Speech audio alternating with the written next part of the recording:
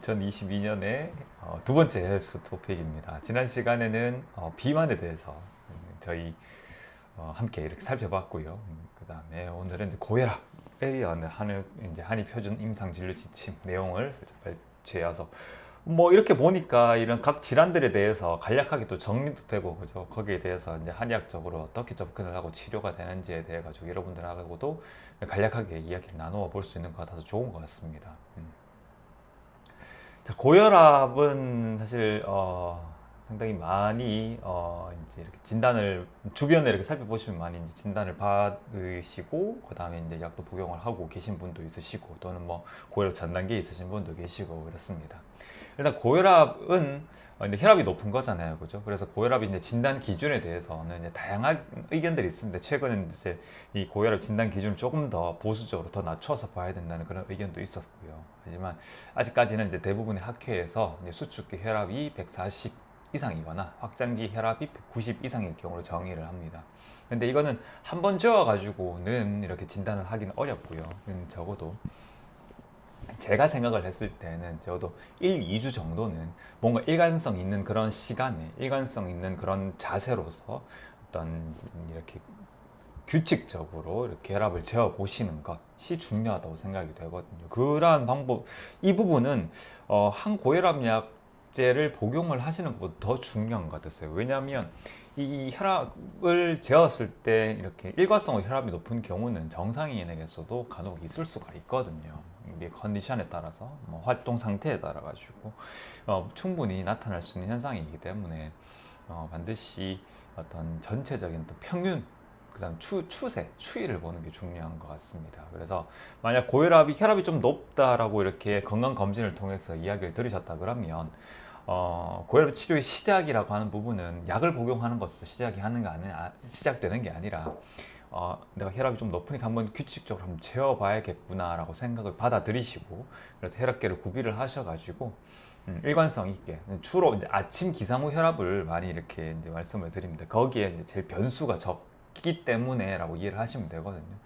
뭐 나의 활동량이나 식사 여부나 이런 것들에 대한 어떤 영향이 제일 적은 그런 어떤 몸무게하고 비슷하다고 보시면 됩니다. 그래서 몸무게도 아침에 일어나셔가지고 화장실 갔다 오고 난 다음에 측정을 하시는 게 제일 일관성 있게 측정을 하실 수가 있잖아요. 그죠? 그러니까 혈압 같은 경우에도 그때 한번 재어본다라고 생각을 하시고 그거를 기준으로 해서 뭐 식후에도 한번 재어보시고 그 다음에 활동이 있고 난 다음에도 한번 재어보시고 이렇게 하시면 이 혈압이라고 하는 거는 늘 일정하게 유지가 되는 게 아니라 우리의 활동 여부나 이런 어떤 우리 몸의 상태에 따라 가지고 계속 시시각각 변하는 그런 수치구나라는 걸 아실 수가 있으실 겁니다. 그래서 양쪽 혈압을 같이 재는 것도 중요하거든요. 그러니까 매번 그런 것은 사실 어렵겠지만은 한 번씩 양쪽 혈압을 재셔가지고 차이가 이렇게 많이 나지는 않는지 확인해 보시는 것도 상당히 중요한 부분입니다. 그런데 이제 그렇게 하시는 과정에서 혈압이 바로 왼쪽 혈압과 오른쪽 혈압을 이렇게 재었을 때 좀 그렇게 하시다 보면 이제 같은 쪽의 혈압을 이제 여러 번 재시는 경우가 생기세요. 처음에 재렸을 때 혈압이 낮거나 했는데 또 계속 재다 보니까 높아진다든지 아니면 높았다가 또 낮아진다든지 그렇게 혈압이 바뀌는 거에 대해서 좀 궁금해 하시는 분들이 많으시거든요. 그런데 혈압이라는 거는 우리 몸이 외부의 어떤 환경에 대해 가지고 어떻게 반응을 하느냐에 따라서 시시각각 변하는 그런 어떤 뭔가 물의 흐름 것 같다라고 보시면 될 것 같아요. 이렇게 뭔가 계곡 물이 흐르듯이 그래서 한쪽에 물이 많이 가기도 하고 또 물이 마르기도 하고 그런 뭔가 변동이 있는 그런 어떤 생명 활동의 일부인 거죠. 네, 이렇게 이해를 하시면 될 것 같습니다. 한의학적으로는요, 뭐 이런 혈압계 자체가 이제 이런 서양 의학에서부터 이제 과학이 발달을 하면서 이렇게 들여지고 우리의 혈압이란 것은 있다는 걸 알게 되었고, 그거를 비침습적인 방법으로서 혈압을 어떻게 나타낼 것인가에 대한 그런 부분들이 이제 근현대 이제 과학 기술이 발달하면서 이제 만들어진 거기 때문에 이 혈압에 대해 가지고 한의학적인 그런 문헌에서는 찾아보기는 힘듭니다. 이게 현대 한의학적인 개념으로 이렇게 접목을 시켜야 되는 부분이거든요. 하지만 이제 우리 의사를 이렇게 찾아보게 되면은 예전에도 이런 맥진을 하는 진맥을 하는 과정에서 이제 맥창이나 아니면 뭐 변증형에서 이제 간풍, 내동 등에 대한 그런 어떤 내용들에서 지금의 고혈압과 유사한 그런 어떤 병증명의 범주에 해당이 되겠구나라고 이렇게 한번 생각해 볼 수가 있게 되고요. 이러한 어떤 고혈압의 원인에 대해 가지고 이제 현대 한의학에서는 뭐 어떤 이제 간풍이나 담화나 풍담이나 어결이나 음악, 좀 한의학적인 용어로서 그런 어떤 등에서 이제 기인한다라고 생각을 합니다. 그래서 말 그대로 본허 표실. 그러니까 원래는 뭔가 몸이 허해서 나타나는 그런 어떤 근본적인 원인은 몸이 허한 건데, 겉으로 드러나는 그런 형상 자체는 혈압이 올라가는 그런 뭔가 실증의 형태로서 나타나는 그런 질병이다라고 한의학에서는 이렇게 이해를 하고 있습니다.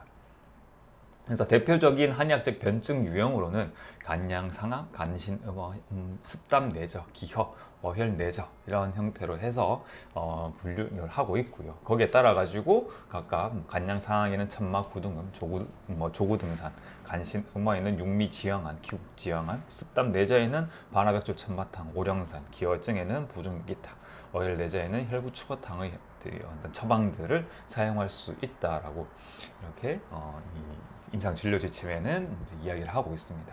그래서 한의학에서는 이 고혈압 치료에 대해 가지고는 이제 서양적인 어떤 방법과는 다르게 한의학의 어떤 고유의 일단 그 접근 방법, 그 질병에 대한 몸의 상태에 대한 접근 방법에 한두고 있는 변증 진단이라고 하는 것에 따라 가지고 접근을 하는 것을 원칙으로 하고 있습니다. 그래서 이렇게 그 변증에 따라서 뭐 천마 구등을 사용할 것인지 아니면 반화배추 천마탕을 사용할 것인지 혈부추어탕을 사용할 것인지가 달라지기 때문에 이 변증 진단이라고 하는 부분들에 대해 가지고 이 한의학적인 치료 방법에 있어서 또는 치료법을 결정하거나 처방을 하는 데 있어 가지고는 이 변증 진단이 상당히 중요하구나라는 것을 여기에서도 아실 수가 있을 것 같습니다. 그리고 이 임상진료 지침에서는 이런 그 양방에서 사용하고 있는 그런 항고혈압제의 어떤 단독 투여보다는 이런 한의학적인 그런 어떤 약물들 또는 치료법의 어떤 병행 투약 또는 병행 치료를 이제 권장을 하고 있거든요. 그래서 실질적으로 이제 이런 BM에서도 여러분들이 고혈압, 혈압 상태를 이제 치료하기 위해 가지고 이런 어떤 병행 투약을 하다가 서서히 약물을 줄여가는 방향으로 이렇게 치료 계획을 세워서 임상에 적용을 하고 있습니다. 그래서 이 고혈압 같은 경우에는 어떤 다른 질환의 어떤 그런 원인이 될 수도 있고요.